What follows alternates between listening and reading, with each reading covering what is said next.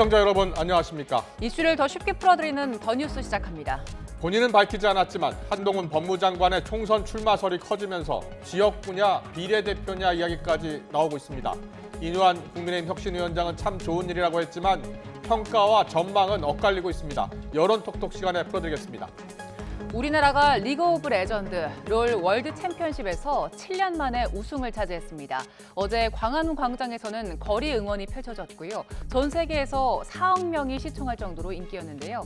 월드컵만큼 인기 있는 롤드컵 자세히 알아보겠습니다. 먼저 오늘의 주요 뉴스부터 보시겠습니다. 초유의 행정 전산망 마비 56시간 만에 복구를 마친 첫날. 민원 서비스는 정상 운영이 이루어지고 있습니다. 현재까지 추가 문제는 발생하지 않은 것으로 보이는데 늑장 복구에 대한 시민들의 비판이 이어지고 있습니다. 북한의 군사 정찰 위성 3차 발사가 임박한 걸로 알려진 가운데 합참이 대북 경고 성명을 냈습니다. 북한이 발사를 강행하면 9.19 남북 군사 합의를 일부 효력 정지할 가능성까지 시사했습니다. 잠시 뒤 금융당국 수장들이 금융지주 회장들을 한자리에 불러모아 은행 독과점과 이자 장사 논란과 관련한 대책을 논의합니다. 이른바 횡재수법이나 은행 임직원 연봉 삭감 등이 테이블에 오를지 관심입니다. 민주당이 고발한 이정섭 수원지검 2차장 검사의 개인 비위 의혹을 수사하는 검찰이 이 검사 처남의 골프장과 접대 의혹이 불거진 리조트 압수수색에 나섰습니다. 대검찰청은 이 검사를 인사조치했습니다. 윤석열 대통령이 에이펙 정상회의를 마치고 귀국한 지 하루 만에 영국과 프랑스 방문을 위해 출국했습니다. 영국은 찰스 3세 국왕의 첫 국빈으로 방문하고 프랑스에서는 2030 부산 엑스포 유치전에 나섭니다.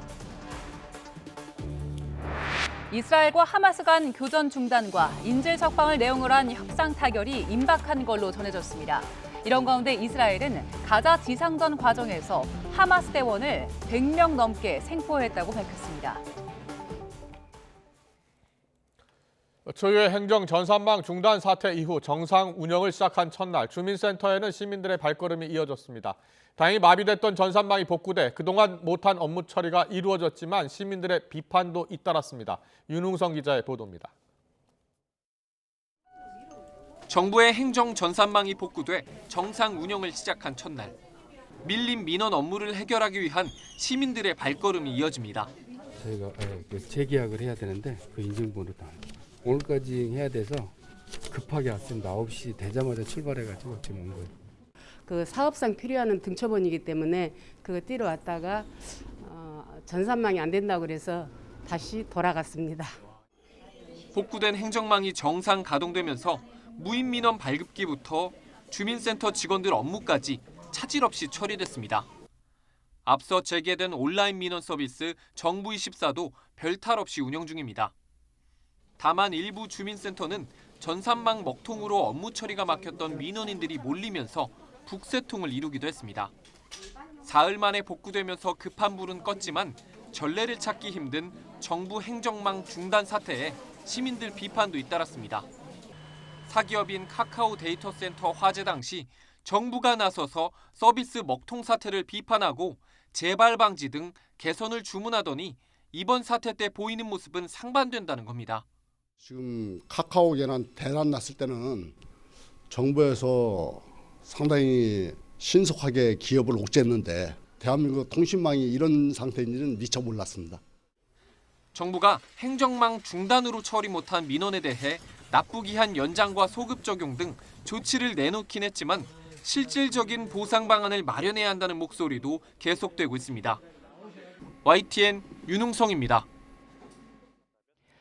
행정 전산망 마비로 피해를 본 국민들이 국가를 상대로 손해배상 소송에 나설 가능성도 나오는데요. 손해배상 여부를 가를 세 가지는 정부의 과실과 그리고 구체적인 피해 사실, 또 둘 사이의 인과관계입니다. 우선 정부의 과실인지를 증명해야 하는데요. 행정안전부는 네트워크 장비 이상으로 전산망 오류가 발생했다고 밝혔죠. 이 오류가 정부의 관리 잘못 때문인지 확인을 해야 하고요. 또 사고 수습이 왜 지연됐는지도 살펴볼 가능성이 있습니다. 구체적인 피해 사실도 입증해야 하는데요. 행정 전산망 마비로 전입 신고를 못하거나 은행 거래를 못하는 불편과 피해가 많았죠.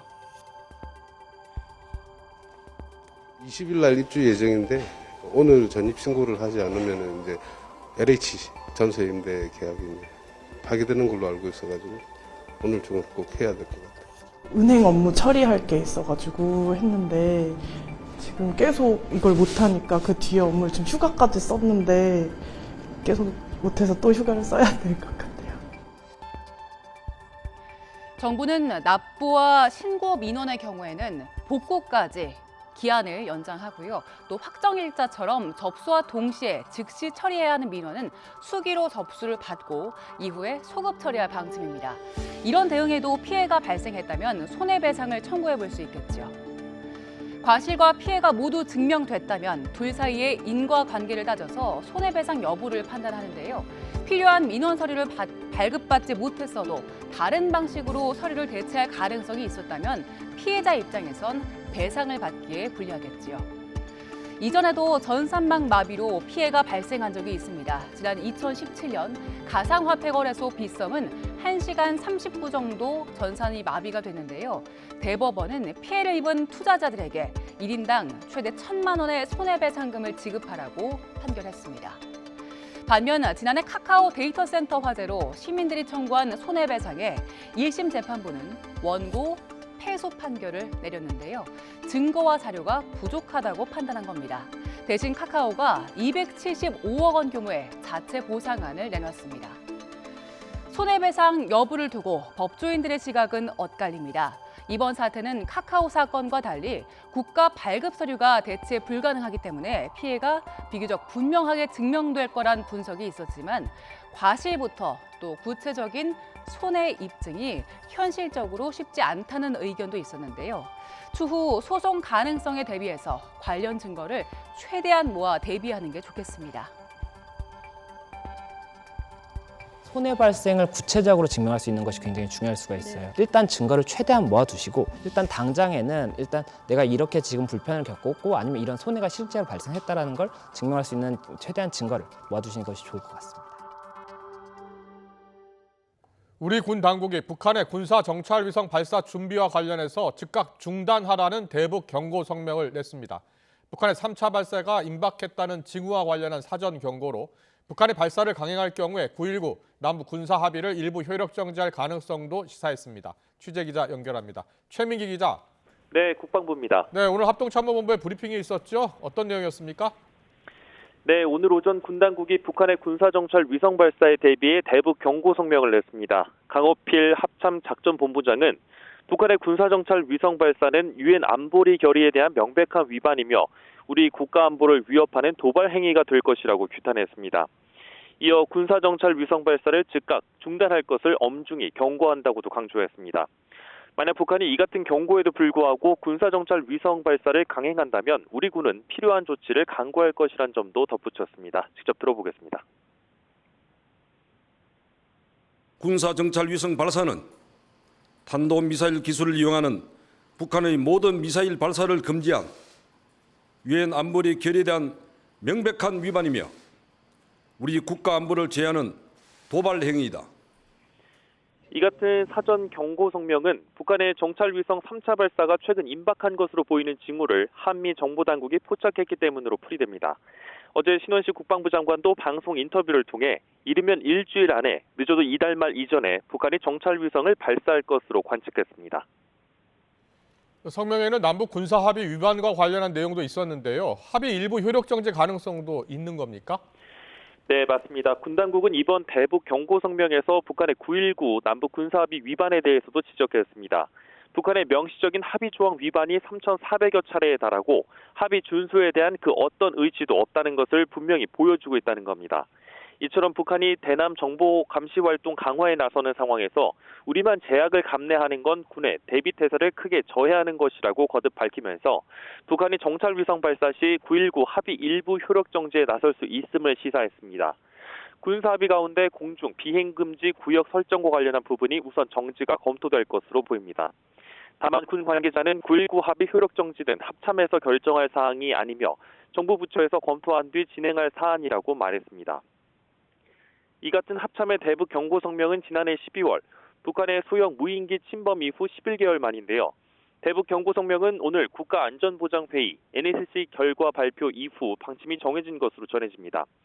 앞서 대통령실은 NSC 상임위원회를 열고 북한의 정찰위성 발사 준비 동향 등 도발 가능성과 대응 방안을 점검했는데요. 조태용 국가안보실장 주재로 열린 NSC에선 북한의 정찰위성과 중장거리 탄도미사일 발사 등 도발 가능성에 대비하면서 한미동맹과 한밀공조, 국제사회 협력을 통해 필요한 조치를 추진하기로 했습니다. 지금까지 국방부에서 YTN 최명기입니다. 북한이 우리나라와 일본에 무기를 판매하기로 한 미국을 향해서 한반도 지역의 불안정을 초래하는 살인장비 거래라면서 이에 대응해 전쟁 억제력 구축에 박차를 가하겠다고 위협했습니다. 북한 조선중앙통신은 국방성 장비총국 부총국장이 관련 질문에 이같이 답했다고 전했습니다. 이름을 밝히지 않은 부총국장은 미국이 무분별한 무기 판매로 얻는 금전적 수익이 많을수록 그들이 치러야 할 안보 위기의 대가도 커질 수 있다고 경고했습니다. 윤석열 대통령이 북한과 중국, 러시아가 서로 다른 이해관계를 갖고 있다며 러시아, 북한과 보조를 맞추는 것은 중국에 도움이 되지 않을 것이라고 밝혔습니다. 윤 대통령은 영국 국빈 방문을 앞두고 영국 텔레그래프지와 진행한 서면 인터뷰에서 중국이 동아시아의 자유와 평화 번영을 촉진하는 데 중요한 역할을 했다면서 이같이 강조했습니다. 이어 중국이 유엔 현장과 안보리 결의는 물론 다른 국제 규범을 노골적으로 위반한 북한, 러시아와 삼국 협력을 추구하는 게 자국의 국제적 명성과 위상에 도움이 되지 않는다는 점을 고려할 것으로 보인다고 덧붙였습니다. 검찰이 개인 비위 의혹으로 고발당한 이정섭 수원지검 2차장 검사에 대한 첫 강제 수사에 나섰습니다. 또 민주당 이재명 대표의 수사 지휘에서 배제하고 대전고검 검사로 직무대리 발령하는 등 인사 조치도 했는데요. 자세한 내용은 최재 기자 연결해서 알아봅니다. 백종규 기자. 네, 서울중앙지검입니다. 네, 검찰이 이정섭 수원지검 2차장의 비위 의혹이 불거진 골프장 등을 압수수색했다고요? 네, 이정섭 수원지검 2차장 검사의 비위 의혹을 수사하는 검찰이 오늘 오전 강제 수사에 나섰습니다. 압수수색 대상은 2차장 검사 처남이 운영하는 경기 용인에 있는 골프장과 접대 의혹이 불거진 강원도 춘천 리조트입니다. 서울중앙지검은 오늘 이 골프장과 리조트를 압수수색하고 있다고 밝혔습니다. 검찰이 보고 있는 혐의는 청탁금지법 위반 그리고 접대 의혹과 관련한 감염병 예방법 위반입니다. 검찰은 골프장과 리조트의 예약, 출입, 결제 내역 자료 등을 확보 중인 것으로 알려졌습니다. 이 차장 검사 관련 의혹은 지난달 국회 법제사법위원회 국정감사 과정에서 처음 제기됐는데요.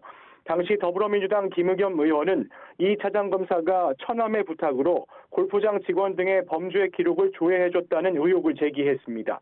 또 선후배 검사들에게 골프장을 저렴하게 이용할 수 있도록 익명으로 예약해주는 등 각종 혜택을 제공했다고 주장했습니다. 이와 함께 이 차장 검사가 코로나19 확산으로 5인 이상 집합이 금지됐던 지난 2020년 12월 말 춘천에 있는 리조트에서 재벌그룹 부회장에게 접대를 받았다는 의혹을 제기하기도 했는데요. 이 같은 의혹에 국회 법사위 민주당 소속 의원 9명은 지난달 18일 대검찰청에 이 차장 검사 고발장을 접수했습니다. 이후 검찰은 지난 3일 관련 의혹을 제기한 김의겸 의원실 보좌관과 비서관 등 2명을 고발인 신분으로 불러 조사했고 지난 9일에는 비위 정황을 담은 원본 자료도 제출받았습니다. 민주당은 자료 제출 다음 날인 지난 10일 이 차장 검사를 추가로 고발하기도 했는데요. 검찰 수사가 미흡하다며 이 차장 검사의 탄핵 소추안을 본회의에 제출했지만 표결이 어려워지면서 일단 철회했습니다. 하지만 민주당은 상황을 지켜보며 탄핵안을 다시 발의할 수도 있다는 입장입니다. 이 차장 검사는 그동안 수원지검에서 이재명 대표의 쌍방울 대북 송금 의혹 사건 등을 수사 지휘했는데요. 대검찰청은 오늘 이 차장 검사를 대전고검 검사로 직무대리 발령하는 등 인사 조치까지 내렸습니다. 결국 이 차장 검사를 이 대표 수사 지휘 라인에서 배제한 겁니다. 대검은 내부 구성원에게 제기된 의혹에 대해 엄정한 기준으로 수사와 감찰을 진행하겠다고 강조했습니다. 앞서 이 차장 검사는 제기된 의혹 가운데 위장 전입만 인정하고 나머지 비위는 사실 무근이라고 반박해왔는데 이른바 제19 강제 수사를 통해 검찰이 어떤 결과를 내놓을 수 있을지 주목됩니다. 지금까지 서울중앙지검에서 YTN 백종규입니다. 총선이 5달이 채 남지 않은 상황에서 여의도 정치권이 들썩이고 있습니다. 국민의힘에선 이준석 전 대표 신당과 한동훈 법무부 장관 출마설이, 민주당에선 비주류 의원 모임에서 촉발된 계파 갈등이 화두가 되고 있습니다. 국회 연결합니다. 김경수 기자. 네, 국회입니다. 네, 먼저 국민의힘 상황부터 알아보죠. 윤석열 대통령과 여당을 비판하면서 신당설에 군부를 떼운 이준석 전 대표, 구체적인 창당 시기를 언급했네요. 네, 이준석 전 대표는 어제 한 토크 콘서트에서 12월 27일까지 윤석열 대통령에게 큰 변화가 없으면 신당을 만들겠다고 밝혔습니다. 12월 27일은 과거 이 전 대표가 정치에 입문한 날이기도 한데, 최근 이 전 대표는 온라인 지지자 연락망을 구축하며 사실상 창당을 위한 준비에도 돌입했습니다. 실제로 제가 12월 27일 얘기하긴 했는데요. 네, 그런데 창당을 할 수 있는 상태까지는 우선 다 준비를 해야죠. 이 전 대표 측은 지금까지 4만 명 정도 연락망에 참가했다고 밝혔는데, 신당 창당을 위한 조건을 단숨에 충족하며 세를 과시했습니다. 이런 가운데 여권에서는 한동훈 법무부 장관 등판론도 동시에 불붙는 모양새인데, 인효한 국민의힘 혁신위원장은 한동훈 장관 출마에 환영의 뜻을 밝히기도 했습니다. 한동훈 장관 총선 역할 어떻게 보실까요? 아직 정식으로 말씀 안 하신 것 같은데 환영합니다. 일단 그런 분들이 와서 도와야죠. 경쟁력 있는 분들이.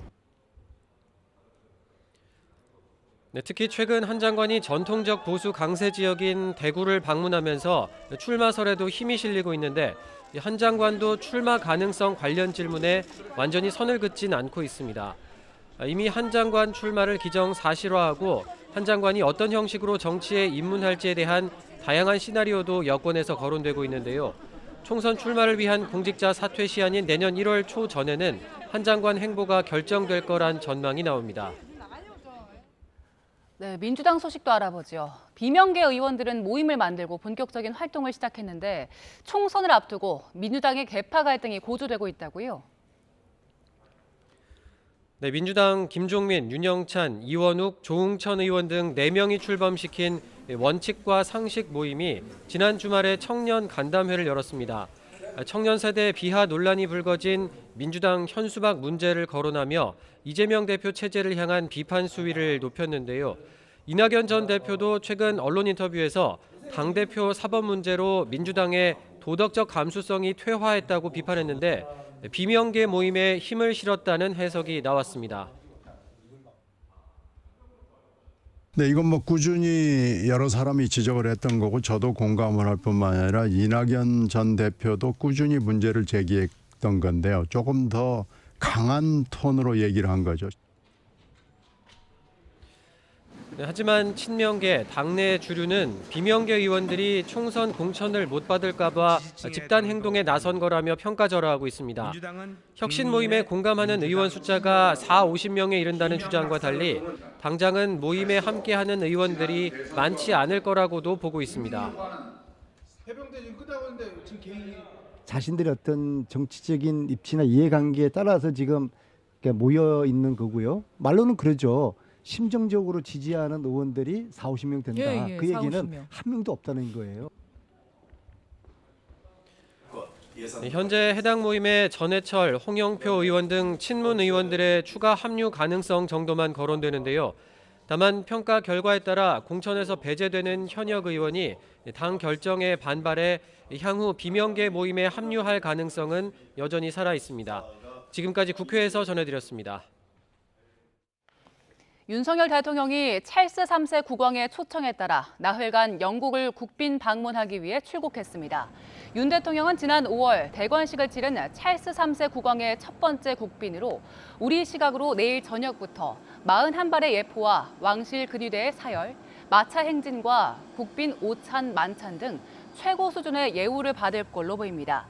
윤 대통령은 또 영국 의회에서 양국 관계와 성장, 미래 비전을 주제로 영어 연설을 진행하고 리시 수낙 총리와 정상회담을 통해 전략적 협력 강화 방안을 담은 한영 어코드 문건을 채택할 계획입니다. 윤 대통령은 런던에 이어 프랑스 파리로 이동해 오는 28일 개최지 최종 투표를 앞둔 2030년 부산 엑스포 유치전에 나설 계획입니다. 이스라엘군이 지난주 급습했던 가자 지구의 최대 병원에서 찾아낸 55m 길이의 지하 터널 영상을 공개했습니다. 무장정파 하마스가 이스라엘에서 붙잡아온 외국인 인질들을 이 병원에 데려왔다는 사실도 영상을 통해 확인됐습니다. 김태현 기자의 보도입니다. 가자지구 최대 의료기관인 알시파 병원에서 이스라엘군이 찾아낸 지하 터널입니다. 병원 건물 옆 공터에 세운 천막 아래 터널 입구가 있습니다. 입구 3m 아래로 나선형 계단이 나오고 수직으로 7m 더 내려가면 수평으로 된 주 터널과 만납니다. 주 터널은 입구에서 5m쯤 들어가면 오른쪽으로 꺾이고 이곳부터 50m가량 터널이 이어집니다. 터널 끝에는 총을 쏠 수 있도록 구멍을 낸 방폭문이 있습니다. 이스라엘군은 방폭문은 하마스가 우리 군의 공격을 막기 위해 만들었다며 병원 건물이 하마스의 테러에 쓰였다는 증거라고 주장했습니다. 지난 15일 이 병원을 급습한 이스라엘군은 이곳이 하마스의 작전 본부이자 인질 억류 장소로 판단합니다. 이스라엘군은 하마스가 지난달 공격 때 붙잡은 외국인 인질들을 이 병원에 데려오는 영상도 공개했습니다. 하마스 대원으로 보이는 남성들이 머리를 천으로 가린 남성을 급하게 병원 안으로 끌고 갑니다. 웃옷을 벗은 남성이 팔에 부상을 입은 채 병원 침대에 실려 이동하고 다른 한 명은 대원들에게 강제로 끌려가는 것으로 보입니다. 이스라엘군은 이들이 인질로 잡혀갔던 태국과 네팔인 남성으로 확인됐다고 밝혔습니다. Hamas was hiding and murdering our hostages in Shifa Hospital. Hamas was building terror tunnels underneath Shifa Hospital. 이 병원에 입원했던 미수가 31명은 가자 남부 라파의 병원으로 긴급 이송됐습니다. 아기들은 곧 이집트로 옮겨져 진료와 보살핌을 받게 됩니다. YTN 김태현입니다. 이스라엘군이 최근 가자지구 지상전 과정에서 하마스 대원을 100명 이상 생포했다고 밝혔습니다. 이스라엘군과 이스라엘 정보기관 신베트는 하마스 공작원 100명 이상을 체포했다며 지난달 7일 이스라엘의 침투에 학살을 자행하고 인질을 잡아간 대원들도 있다고 말했습니다.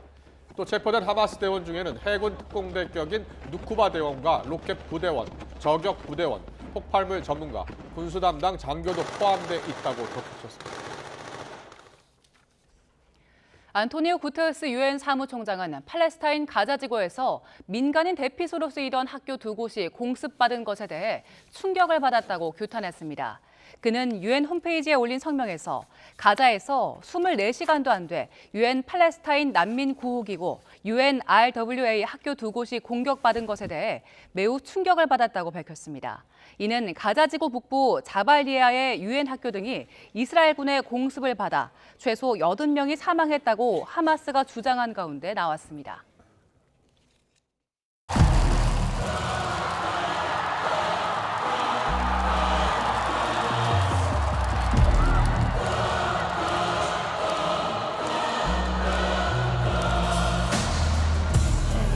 What you came for, blood on the game bow, everybody drop it like rainfall.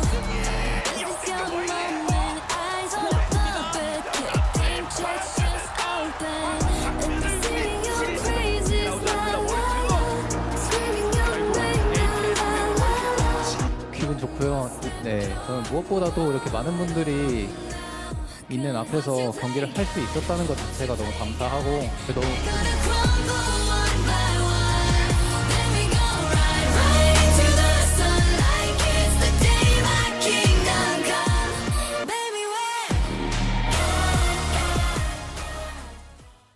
네, 세계 최대 e스포츠 대회 리그 오브 레전드 월드 챔피언십에서 우리나라 팀 T1이 우승을 했습니다. 월드컵 때처럼 광화문 광장에서 거리 응원전이 열렸고 온라인에서는 전 세계 4억 명이 시청할 정도로 정말 관심이 뜨거웠습니다. 네, 서울에서 열린 이번 대회가 역대급 흥행을 거뒀다는 평가가 나오고 있는데요.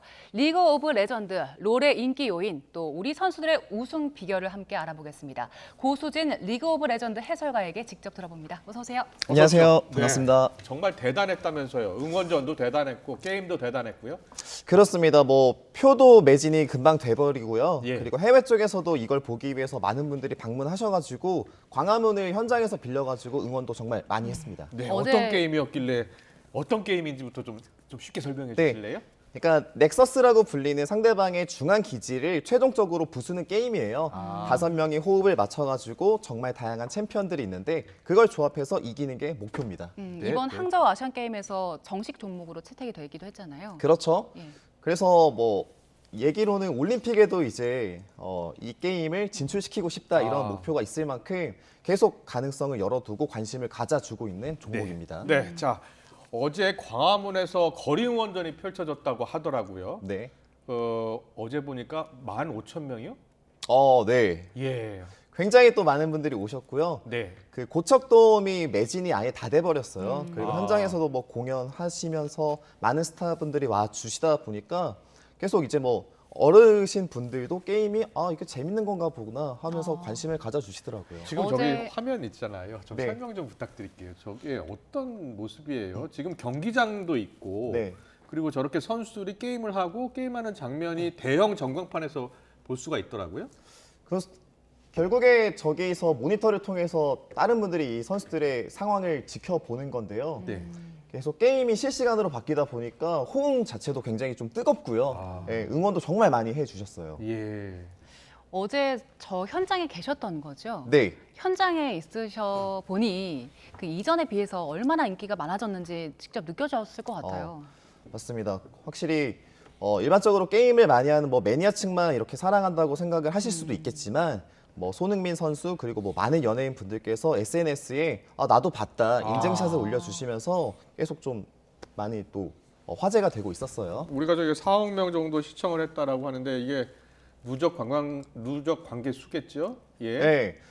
누적 관객 수로 보여지고요. 예. 어제 결승전에서는 동시 접속자가 1억 명 정도 됐다고 합니다.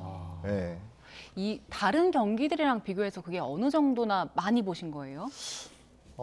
저도 뉴스에서 보았던 것 같은데요. 이제 럭비 있잖아요. 네. 미국 쪽에서. 근데 그 스포츠가 결승전이 정말 큰 사람들이 보고 있는데 거의 그것과 비교할 정도로 예, 많이 또 보고 계신다고 합니다. 이번 대회 중계하시면서 제일 재밌었던 경기가 어떤 경기인가요? 아무래도 뭐 사실상 결승전이라고 불렸었던 4강전이 좀 기억이 났는데요. 4강전이 오히려 결승전보다? 네. 예. 그러니까 올해 최강의 팀이라고 불리고 있었던 징동이라는 팀이 있어요. 네, 근데 그 팀을 T1이라는 팀이 역전승을 거두면서 이겼던 장면이었습니다. 지금 저 장면입니까?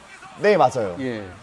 이때 페이커 선수가 본인이 들어가는 그 공격 각을 보고서요. 네. 진입을 해서 상대방을 괴멸시켜가지고 한 번에 끝냈었던 장면이거든요. 그 페이커 선수가 7년 만에 우승 트로피를 들어올린 거잖아요. 맞아요. 예. 그래서 최연소 우승도 갖고 있고 최고령 기록도 갖고 있는데 게임 쪽에서는 거의 뭐 역사를 쓰고 있는 전설이죠.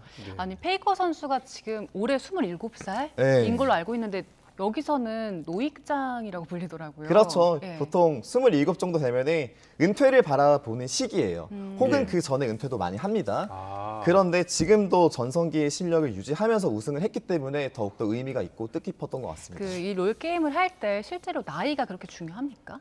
중요합니다. 보통 전성기는 20대 초반에 온다고 많이 말씀들을 하시고요. 나이가 들수록 신체적으로 판단 속도가 조금씩 느려져요. 그런 것들이 영향을 끼쳐가지고 정말 좀 치명적입니다. 네.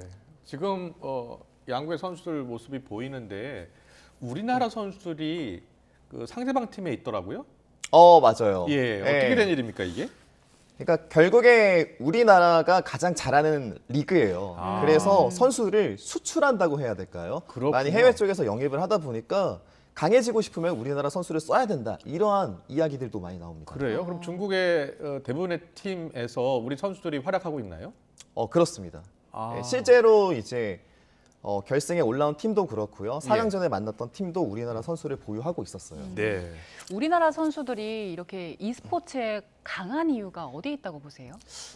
아무래도 어릴 때부터 PC방 같은 것들을 접하면서 게임 근육이 좀 빨리 자란 것 같고요. 그리고 체계적인 시스템이 있는 것 같아요. 결국에 e스포츠의 최선진국이 우리나라거든요. 네. 그래서 교육 과정들을 좀 밟다 보니까 이렇게 네. 또 잘할 수 있는 것 같아요. 저희 지금 T1 선수들 보이는데요. 네. 승리의 주역들이잖아요. 네. 선수들 간단하게 좀 소개를 해주시죠. 이제 제우스 선수부터 할게요. 예. 뭐 탑 정글 미드 이렇게 나갑니다. 제우스 선수가 있고요. 그리고 오너 선수, 페이커 선수, 구마유시 선수, 캐리아 선수가 있어요. 이 5명의 선수가 사실 뭐 롤드컵을 모두 다 우승했던 기록이 있었던 건 아닙니다. 근데 페이커 선수가 큰 형으로서 같이 힘을 합치면서 우승 기록을 만들다 보니까 네. 이 5명의 선수가 이번에 또 주인공이 될 수 있었네요. 저게 결승 MVP는 제우스 최우재 선수네요. 네, 너무 잘했어요. 네. 어떻게 잘했어요? 그러니까 뭐 천둥의 신 뭐 이런 표현을 쓰면서 예. 결국 게임 내에서 가장 독보적인 존재가 됐는데 예. 상대 라이너가 있잖아요. 선수를 예. 힘으로써 좀 많이 눌러버리는 아. 본인의 그 체급을 보여줬다고 저희가 표현을 하거든요. 5명의 선수가 자기 캐릭터를 갖고 싸우는 거잖아요. 네, 맞습니다. 예. 그래서 이 선수가 최우재 선수가 가장 잘한 점은 압도적으로 다 승리했나 보죠? 네, 가장 좀 뭐 들어가면 전차 같았어요. 쉽게 표현하면은 예. 뭔가 뚫고자 하면은 그 부분을 다 밀어버리면서 득점하는 포인트들을 많이 잡았던 것 같습니다. 그렇군요. 공격수 예. 같은 건가요, 그러면? 그렇죠. 네. 자, 지금 페이커 선수 얼굴 잠깐 나왔는데 이 페이커 선수만 보러 오는 외국 팬들도 많더라고요. 네, 실제로 그렇고요. 워낙에 게임 내에선 독보적인 존재가 되고 있어요. 네. 실제로도 그렇고요. 그래서 이 선수가 우승하기를 정말 많은 팬들이 좀 기대도 많이 했었고요. 네. 그래서 아까도 자막에 나왔었지만 그 선행하는 문화가 있었거든요. 네. 덕을 쌓는다라고 해서 봉사활동도 팬들이 다니고 기부도 많이 하고 그런 선한 영향력을 끼치는 선수입니다. 아, 그래서 그렇군요. 네. 네. 이 온라인 게임이라서 우리가 과거에는 상대가 없었잖아요. 게임을 하면. 네. 근데 지금은 온라인 게임이니까 상대가 있고 상대와 경기를 하는 그런 게임이라서 이 게임이 더 인기가 있는 거 봐요. 맞습니다. 예.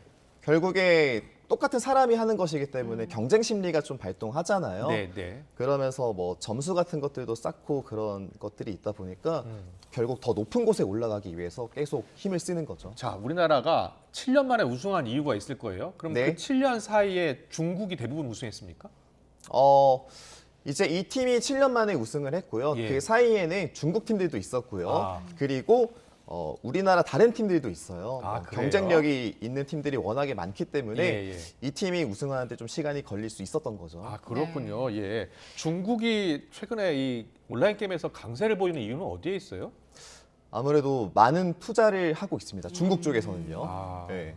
그리고 우리나라 선수들이 좀 많이 영입해 가면서 그러한 뭐 전략이라든지 뭐 정보 같은 것들을 좀 많이 얻고 있는 것 같아요. 예, 저 정도의 그 관객들을 모을 정도면 네. 전 세계 시청자가 이 게임 보려고 4억 명이 봤다. 네. 이 산업, e스포츠 산업도 엄청날 것 같거든요. 연봉이 일단 얼마 정도 됩니까?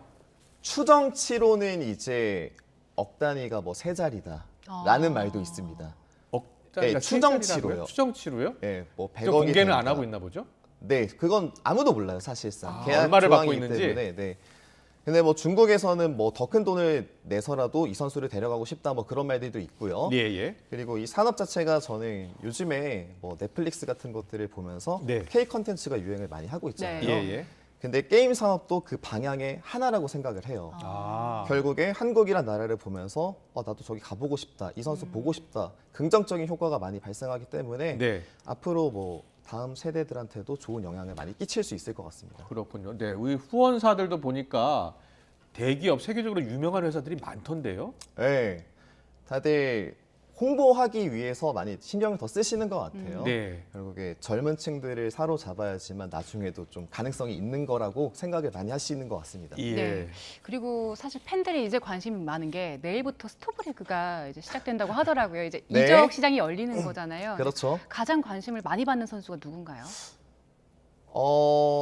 아무래도 뭐 페이커 선수가 앞으로 몇 년 더 할 것이냐 그런 거에 대해서 관심도 많이 갖고 계시고요. 뭐 초비라는 그 경쟁사 선수도 예. 굉장히 잘하기 때문에 어디 갈지 기대를 또 많이 하고 계세요. 네, 페이커 선수가 한 팀에만 저렇게 있는 거예요? 네. 다른 나라에서 네. 특히 중국에서 계속 유혹했을 것 같은데. 네. 예. 그런데 가장 멋진 리그 그리고 가장 경쟁력 있는 리그에 남고 싶다라고 해서 네. 국내에 계속 잔류하고 있습니다. 사실 조건 같은 것들은 중국이 비교도 안 될 만큼 좋은 조건들을 제시할 거예요. 그럼에도 네. 남아 있는 거군요. 네. 예. 자, 마지막 질문 드려야 될 것 같은데 이 리그 오브 레전드 물론 이제 시청자분들 중에서 이 처음 보는 게임이다라는 분도 있을 텐데 네. 리그 오브 그 레전드 잘하는 방법? 네. 선수도 예. 하셨었잖아요. 그렇죠. 네. 그래서 일단 첫 번째로는 남 탓하지 말기라는 게 있습니다. 아, 예, 예. 모든 탓을 자기한테 돌려라. 그리고 본인이 어떤 걸 잘하는지 파악하는 게 중요할 것 같아요. 네. 나는 두뇌를 잘 쓰는지 아니면 신체 조건이 좋은지 아. 복서도 아웃복서가 있고 그리고 인파이터가 있잖아요. 그러한 성향을 파악하신 다음에 알맞는 옷을 입는 게 중요할 것 같습니다. 네, 잘 들었습니다.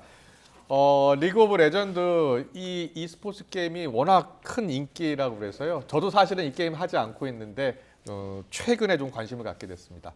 오늘 말씀 잘 들었습니다. 고맙습니다. 감사합니다. 고맙습니다.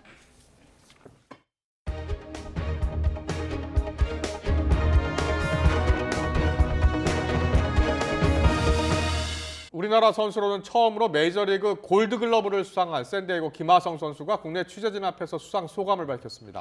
무엇보다 새벽에도 일어나서 지켜봐준 한국 팬들의 응원 한마디 한마디가 큰 동기부여가 됐다고 하는데요. 직접 들어보겠습니다. 사실 이렇게 받을 수 있었던 거는 많은 팬분들께서 새벽에도 일어나서 응원을 해주시고 그런 응원의 한마디 한마디가 저한테는 엄청난 동기부여가 되고 더 열심히 뛸 수 있었던 것 같고요. 내년 시즌에도 정말 다치지 않고 더 많은 좀 기쁨을 드릴 수 있도록 정말 최선을 다하도록 하겠습니다. 약 100년 전에 증류된 위스키 한 병이 영국 런던 소더비 경매에서 우리 돈으로 약 35억 원에 팔렸습니다. 세계에서 가장 비싼 술인데요. 신웅진 기자가 전해드립니다. 맥켈란 1916 싱글 몰트 위스키입니다. 1926년에 증류해 오크통에서 60년 숙성한 뒤 1986년에 딱 40병만 팔았습니다. 이번에 런던 소더비 경매에 오른 것은 이탈리아의 팝 아트 화가 발레리오 아다미 라벨이 붙은 12병 중에 하나입니다. At the time, it was the oldest whiskey they'd ever released, and the liquid inside is the most valuable whiskey in the world. 예상 낙찰가는 최대 120만 파운드였는데 막상 경매가 열리자 이를 훨씬 뛰어넘는 218만 7,500파운드에 팔렸습니다. 우리 돈으로 약 35억 원으로 와인이나 증류주를 통틀어 경매 역사상 최고 가격입니다. 소더비 측은 경매에 앞서 라벨 모서리에 접착제를 새로 바르는 등 복원 작업을 진행했습니다. So we removed the cork, replaced it entirely. We recreated a tin capsule. This is the old style capsule used in the 80s by Macallan. 소더비 관계자는 극미량을 맛봤는데 과일과 향신료, 나무의 풍미가 많다고 평가했습니다. 워낙 귀한 매물이다 보니 경매 전부터 애주가들의 관심이 쏟아졌는데 낙찰자가 이 위스키를 어떻게 할지는 알려지지 않았습니다. You know, enjoy your life, enjoy the product, and something like that is history in bottle. So, please drink. If you're watching this, please drink it and tell us what it tastes like. YTN 신홍진입니다. 이 시각 간추린 뉴스입니다. 충북 옥천에서 주민이 엽사가 쏜 총에 맞아 숨지는 일이 발생했습니다. 경찰은 어젯밤 하천에서 가재를 잡던 30대 남성에게 엽총을 발사해 숨지게 한 혐의로 60살 A씨를 입건했습니다. A씨는 경찰 조사에서 멧돼지로 오인해 총을 쐈다고 진술한 것으로 전해졌습니다. 고층 아파트에서 돌을 던져 노인을 숨지게 한 초등학생 가족들이 용서를 구한다는 의사를 유족에게 전달했다고 서울 노원경찰서가 밝혔습니다. 다만 경찰은 유족 측이 장애가 모두 끝난 뒤 생각해보겠다는 입장을 알려왔다고 덧붙였습니다. 내년부터 스토킹 피해자는 가해자가 일정 거리 안으로 접근하면 자동으로 알림을 받을 수 있게 됩니다. 법무부는 내년 1월 12일 스토킹 가해자에게 위치 추적 전자장치를 부착하는 스토킹 처벌법 개정안 시행에 맞춰서 가해자가 2km 안에 접근하면 피해자가 휴대전화를 통해서 자동으로 알림 문자를 받을 수 있도록 할 예정입니다. 카카오 창업자 김범수 미래이니셔티브 센터장이 오늘 아침 제4차 비상경영회의를 열고 택시 사업 후속 조치를 논의했습니다. 지난주에는 가맹택시 실질 수수료율을 기존 최대 5%에서 3% 이하로 낮추고 수수료 체계를 단순화하는 등 대책 등이 논의됐습니다. 오늘부터 의료인이 금고 이상의 형을 선고받으면 면허가 취소되고 재발급받으려면 심사를 받은 뒤 40시간 이상의 교육을 받아야 합니다. 지금까지는 의료법을 위반했을 때만 면허를 취소했지만 이제는 모든 법령 위반 시에 면허가 취소될 수 있습니다. 전국 언론노동조합 KBS 본부가 오늘 기자회견을 열고 KBS 박민 사장을 검찰에 고발하기로 했다고 밝혔습니다. 언론노조 KBS 본부는 박 사장이 방송 편성의 자유와 독립을 보장한 방송법 제4조를 정면으로 위반했다는 점을 이유로 들었습니다. 신규 쓰레기 소각장 입지로 선정된 서울 마포구 주민 2천여 명이 서울행정법원에 서울시의 소각장 입지 선정을 취소해달라면서 행정소송을 냈습니다. 9급 공무원 국어와 영어 과목 시험 문제가 오는 2025년부터 직무 능력 중심으로 바뀝니다. 국어 과목은 앞으로 기본적인 국어 능력과 이해, 추론, 비판력 같은 사고력을, 영어는 실제 업무 수행에 필요한 실용 영어 능력을 검증합니다.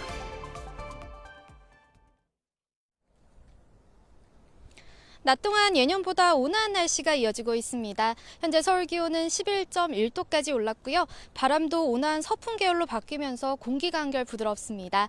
이 같은 날씨는 주 중반까지 이어지겠지만 계속해서 일교차가 10도 이상 크게 벌어지겠습니다. 아침, 저녁으로는 공기가 차가운 만큼 옷차림에 신경 써주시기 바랍니다.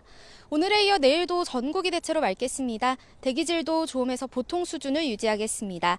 다만 맑은 날씨 속 영동과 경북 북부 동해안에는 건조주의보가 발효 중입니다. 특히 바람도 강하게 불어 산불 등 화재가 발생하기 쉽습니다. 불씨 관리 잘해주시기 바랍니다. 내일도 아침에는 공기가 차갑겠습니다. 서울 2도, 대전 0도, 춘천 영하 1도로 일부 지역은 기온이 영하권으로 떨어지며 서리가 내리고 물이 어는 곳이 있겠습니다. 내일 낮 기온은 오늘보다 2에서 5도가량 높아 포근하겠습니다. 서울 14도, 광주와 대구 17도, 강릉 20도까지 오르겠고 특히 낮 기온이 크게 오르는 동해안과 남부지방은 일교차가 극심하겠습니다. 예년보다 온화한 날씨는 모레까지 이어지겠습니다. 절기 소설인 수요일 밤 사이에는 중서부와 전북에 추위를 부르는 비가 내리겠고 금요일에는 다시 영하권 추위 속에 충남과 호남, 제주도에 비나 눈이 내릴 전망입니다. 내일까지 동해안을 중심으로는 너울성 파도가 높게 일겠습니다. 파도가 방파제나 해안도로를 넘을 가능성이 있으니까요. 해안가 안전사고에 각별히 유의하시기 바랍니다. 지금까지 YTN 원희다입니다. 본인은 밝히지 않았지만 한동훈 장관의 총선 출마설이 커지면서 지역구냐 비례대표냐라는 이야기까지 나오고 있습니다. 인요한 국민의힘 혁신위원장은 참 좋은 일이라고 했지만 평가와 전망은 엇갈리고 있습니다. 잠시 뒤 여론톡톡 시간에 풀어드리겠습니다.